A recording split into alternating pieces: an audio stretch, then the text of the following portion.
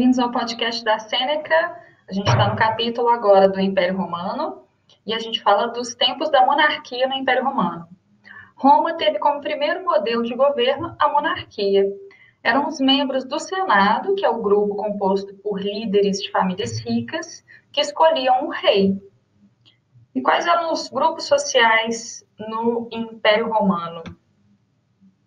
Os grupos sociais, no período da monarquia no Império Romano, eram os escravos, os clientes, os plebeus e os patrícios. Patrícios, eles eram dotados de grande poder econômico e político, compunham a aristocracia romana. Eles eram donos de terras, gado e escravos. Os plebeus, mesmo sendo a parcela mais numerosa da sociedade naquela época, eles não tinham direitos políticos. Suas principais atividades eram artesanato, comércio, pastoreio e agricultura. Mais sobre os grupos sociais romanos, eram os clientes, que eram camponeses livres, mas que dependiam dos patrícios economicamente e pessoalmente, e os ofereciam apoio militar e político.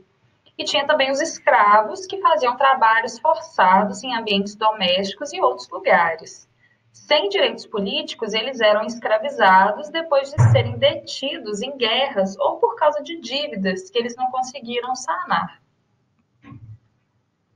Vamos continuar. Eu vou ler algumas frases aqui para a gente recapitular um pouquinho e vocês vão dizer qual frase está correta. Os escravos trabalhavam em ambientes domésticos e em outros lugares. Ou, os escravos trabalhavam apenas em ambientes domésticos. A frase certa, na monarquia romana, os escravos trabalhavam em ambientes domésticos e em outros lugares.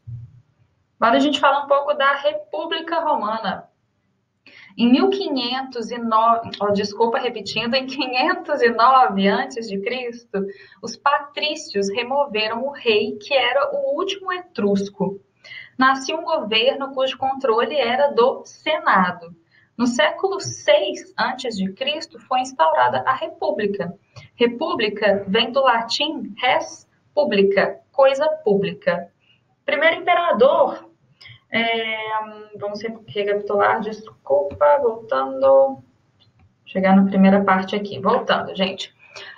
O governo republicano de Roma, a divisão dos órgãos do governo era entre Senado, magistratura e assembleias.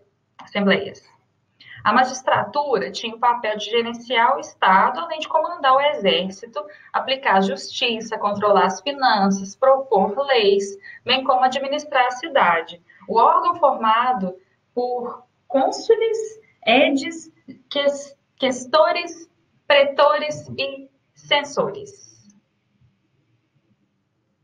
Senados e assembleias. O Senado, os membros tinham cargo por toda a vida, ou seja, era um cargo vitalício, e eram representantes da aristocracia. Os senadores assessoravam magistrados em suas funções, além de cuidar da política externa. Já as assembleias poderiam ser por cúrias, que eram formadas por cidadãos conforme o local de nascimento ou de moradia, e os plebeus formavam as assembleias da plebe. Já as assembleias por centúrias eram constituídas conforme a riqueza, além da participação no exército. Os plebeus lutavam para ampliar os seus direitos, incluindo eleição de magistrados e a lei das 12 tábuas, que era relativa ao direito à família e à propriedade.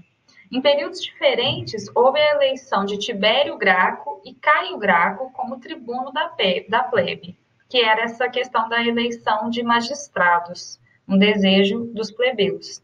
O que eles desejavam? Reforma agrária para limitar a área da propriedade no campo e promover a distribuição de terra entre os camponeses. Alguns marcos desse período da República Romana foram as conquistas militares, a expansão territorial, o aumento dos direitos dos plebeus e redução do poder dos patrícios, e generais do exército conquistaram mais prestígio. 2 generais com prestígio e poder político foram Mário, que era a favor da plebe, cônsul diversas vezes e levou a mudanças no exército, e Silas, que era a favor da aristocracia e que instaurou um governo de modelo ditatorial. O primeiro imperador romano, vou recapitular, desculpa, recapitulando, alguns generais de prestígio. Antes de falar do primeiro imperador, é melhor falar dos alguns generais de prestígio. São eles Júlio César, Pompeu e Crasso.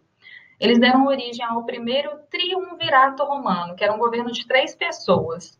Depois, o segundo triunvirato foi com Marco Antônio, Otávio e Lépido.